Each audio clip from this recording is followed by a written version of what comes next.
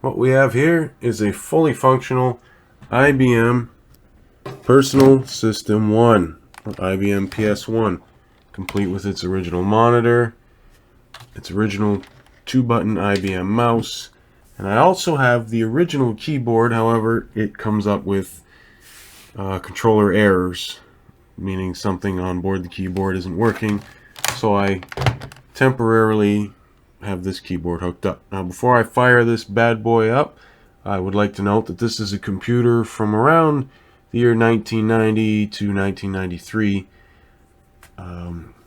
so don't expect a whole lot out of it. But I'd like to show a few unusual characteristics that this machine has by opening it up. Now, one of the first things you'll notice is that it's not a very large machine as compared to the earlier IBM PC, IBM XT, or IBM AT. One of the reasons for that is there's no internal power supply. In fact, the power supply is inside of the monitor itself. That's why there are 3 plugs coming out of here. One of these is obviously a VGA connector, of which this computer has standard onboard VGA of 256 kilobytes of VRAM. I have no idea who the vendor is. And the other cable is a power connector. So it is actually quite difficult if the original IBM monitor happens to quit working to use this computer without it, because like I said, there's no power supply. Although I'm sure the VGA port would have no problem with a third-party monitor. One of the other things to notice, if you look back here, there are no serial ports. This uses PS2 ports, unlike most machines of the time, which still would use the much larger DIN-style connector for the keyboard and possibly a serial port for the mouse. A single parallel port, and that's pretty much it, which is kind of strange for a computer from that time period, which usually they'd have 2 serial ports, possibly 2 parallel ports, and anything and everything in between. Whoever owned this machine before upgraded the hard drive. Originally you would have gotten perhaps a 40 megabyte if you were lucky. This one's been changed to a 560 megabyte hard drive, which looks to have standard power and ID connectors, so it would be easy to swap out.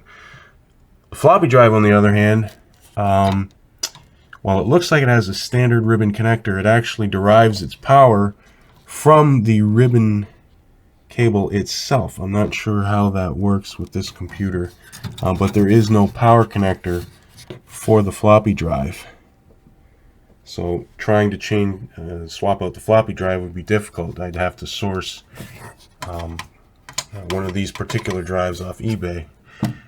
So a lot of these things were reasons that I considered getting rid of this machine, because the irony is that IBM are the ones who set the standards for the personal computer, only to pull an Apple like stance and try and sell a machine that didn't adhere to the standards that IBM themselves had set.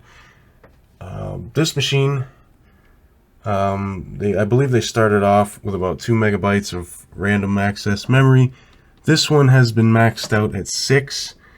There's an expansion somewhere in here. I'm not even sure where it is for the upgrade. Again, it's proprietary, so you can't just install 30-pin or 72-pin SIMs. There is expansion capability here. I believe these are 16-bit ISA slots, but they're not the standard color for a 16-bit ISA slot, which again, deviating from what PC, again, what IBM themselves had created as standards.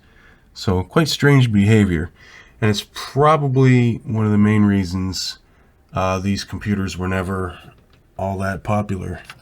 Let's see, we have a built-in modem here. This is not an expansion card. This is built right into the machine. So I don't know what these ribbon cables are for, or what this extra connector's for. I have no idea. I don't mess with the modem anyhow.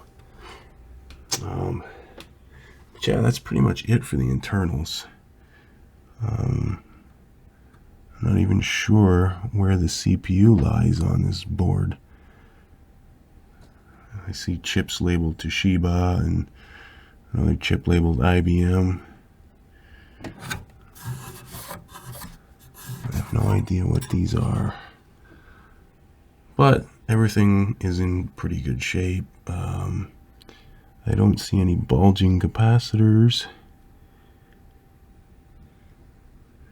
I just wish I could get a look at the CPU. Oh well, I'll put the cover back on. This is a 386 SX16. That much I do know, even if I can't see it. So I'll put the cover on and we'll fire this bad boy up. Well, now that I'm done fighting with the cover to get this thing back together, again, it's not a traditional PC case, so nothing went easily. As I said, since the main unit doesn't have a power supply, no, it doesn't have a power switch either, it's all controlled by the power switch of the monitor.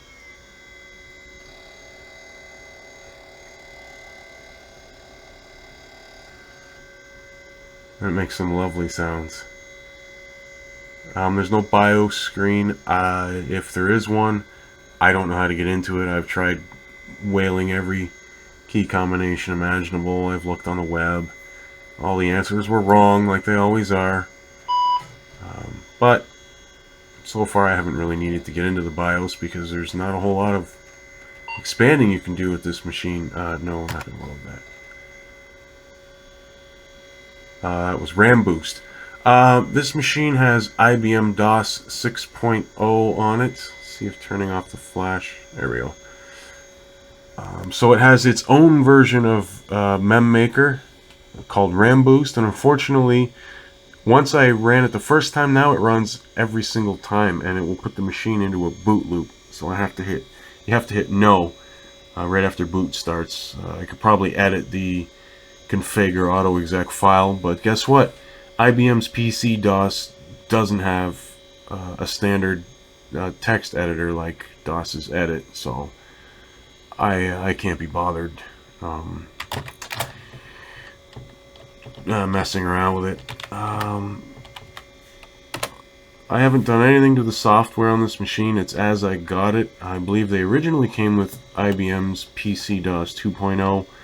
But like I said, whoever owned this before me upgraded the hard drive and also upgraded PC DOS as well. I threw just a few games in here just to see what I could run on the machine. I'm probably going to try a few other things. I'm not going to bother putting a Sound Blaster in. I'm going to keep this mainly for older EGA, CGA type games that use the internal speaker. I have plenty of other machines that run MS-DOS with Sound Blaster, so that won't be necessary. Here we have Ms. Pac-Man. I believe this is a CGA game based on just its appearance. Looks like it's only got 4 colors. One of the neat things about this computer is there's a volume control for the PC speaker. So you can turn it up and down with this little slider here.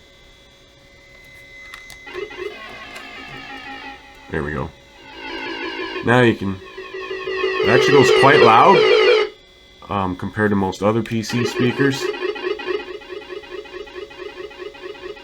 The other two controls are brightness and contrast that I have set. This is about the type of game that you'll play on a 386 SX16. You can get other ones to run, including more modern VGA games, but they won't run as satisfactorily as they would on, say, a 486 or an entry-level Pentium. Aside from that, there's not much else to say about a machine that has a 16 megahertz processor. Again, I thought about getting rid of it, and then I decided not to do it. It's still a 386 computer, even though it's a non-standard 386. It's still a 386. It has 6 megabytes of RAM. I didn't have to build it. It came pre-built. It also has Microsoft Windows 3.11 for Workgroups installed. Oh no, 3.1. I guess I could update that if I wanted to bother, but there's not really any purpose to that.